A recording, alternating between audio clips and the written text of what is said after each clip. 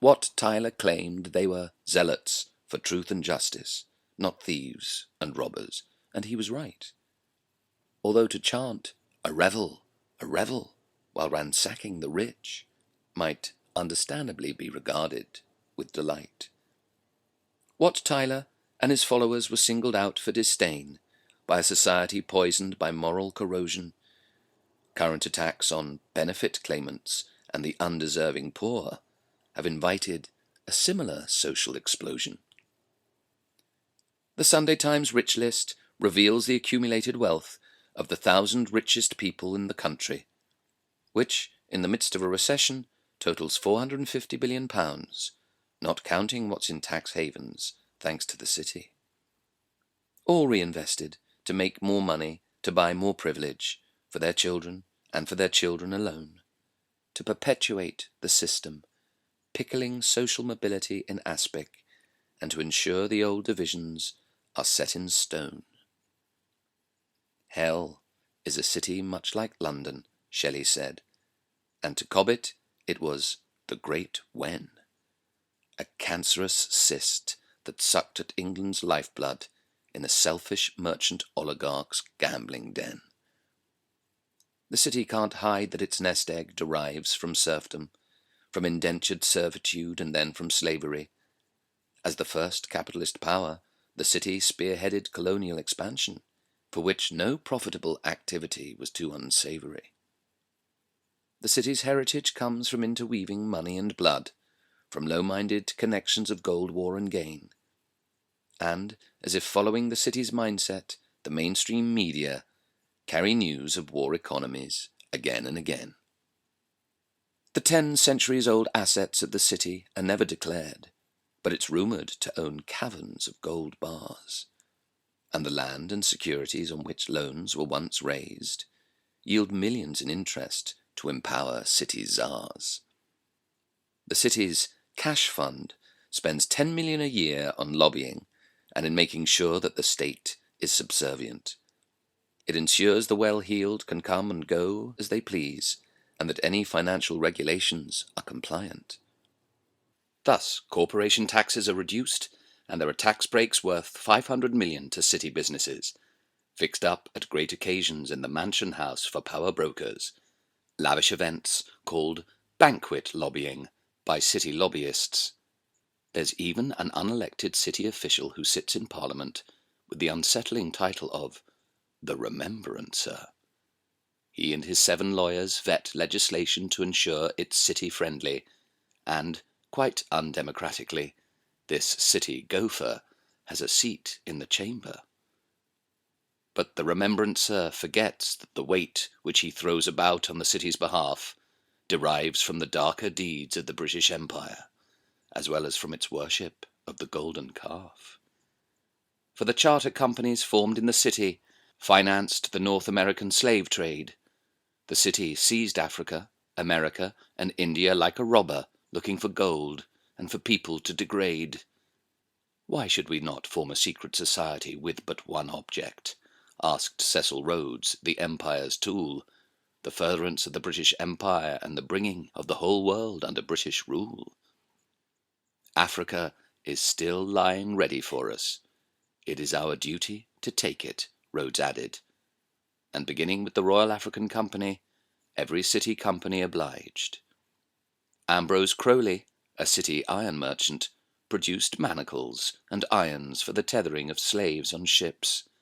Finance came from John Angerstein, who founded Lloyd's of London on the back of his Grenadian slave estates. Now come here. Lloyd's is founded on 2 great pillars, news and honest dealing. If either fails, we fail, and with us the whole of the British merchant marine. You know, Lloyd's isn't merely a business of profit and loss. It's the lifeblood of British commerce. Now think of it, Minette. Just think of English ships sailing to the farthest ports of the world. Hong Kong, Cape Town, Bombay. Ships and cargo protected by our honesty. A mighty commerce built on faith. Ever sensitive about its reputation, the city's corporation takes £10 million a year from taxpayers to mishandle. The sum's called the city offset, and it's spent on damage limitation, on trying to cover up all the city's financial scandals, such as the Lehman Brothers collapse or Bernie Madoff's pyramid scheme, a notorious $50 billion racket, or AIG's failed derivatives operation, or the Barclays LIBOR disaster. Clever PR sees the city is not held up by such adverse traffic. So the snorts of cocaine and spoons of caviar in mergers and acquisitions can go on oiling the cogs of pathological money machines, as the world's precious resources continue to be swallowed up by sweaty fingers and the city computer screens. In making sure governments only borrow from the city sentences generations to debt slavery, no differently from the Middle Ages, when serfs were cheated of their birthright by baronial knavery. Thanks to speculative house buying driven by city greed, London becomes affordable only to the mega-rich, with the poor as an invisible service industry or simply homeless, there to be stepped over or left to starve in a ditch. The saying that beneath every fortune lies a great crime has to give each millionaire an antisocial stigma. Why is being one any different from being a child molester or drunk driver? They fall into the same class as Gordon Gekko or Goldfinger. And the squeezed majority pay for the super-rich as they watch the criminal wealth gap grow. And when the lion's share goes to those who don't need it, the rest are inclined to shout, "Fuck it, no." For there's now the widest division in human history between the leisurely rich and the troubled poor. But when the city is secretly stashing away trillions, there's a burning temptation to hack down the door. The City of London Corporation invests in arms, in every arms company it can find, from Lockheed Martin to Boeing to Northrop Grumman to Halliburton. Their investments increase as they decimate mankind. From BAE Systems to Raytheon to General Dynamics, the city makes a speciality of this sickly field. It cares nothing about bloodletting or body counts. The city's only concern is financial yield. And to protest it, a UK Prime Minister, Tony Blair, urged the Serious Fraud Office not to reveal £1 billion worth of kickbacks paid by BAE Systems to Saudi royals in the £48 billion Al Yamamah arms deal. While the rest of the world was uplifted by the Arab Spring, another Prime Minister and some city arms traders left for an opportunistic junket to a Middle East in turmoil, their aim being to sell killing machines to oil-rich dictators. To the arms industry, mass murder is its unspoken ingredient. It's that business's high-end profit stream. What a contrast with William Morris's vision of utopia in his book about John Ball's dream. In it, John Ball returns to address people in the present. He recalls the merry days on earth, where John Ball says, "Fellowship is heaven, and hell is where every man is for himself." In the uprising, Middlesex was aflame as well as Essex and Kent. Chiswick and Hendon, Croydon, Clapham and Mitcham, Kingston and Harrow all sent their contingents to swell the rebel army and cause England's rulers alarm. Then it spread further north and became a national revolt, as the rebels put pressure on landlord after landlord to secure individual charters that released them from slavery.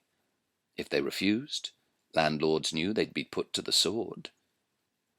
The court chronicler Froissart, in a time-serving observation, wrote, "Observe how fortunately matters turned out, for had the rebels succeeded in their intentions, they would have destroyed the whole nobility of England." But in fact it made striking inroads. No poll tax for 7 centuries, and the insurgency had given the lie to feudalism. Likewise, the present city's exposure as a terrorist bankster state highlights the need to skewer its consumer capitalism.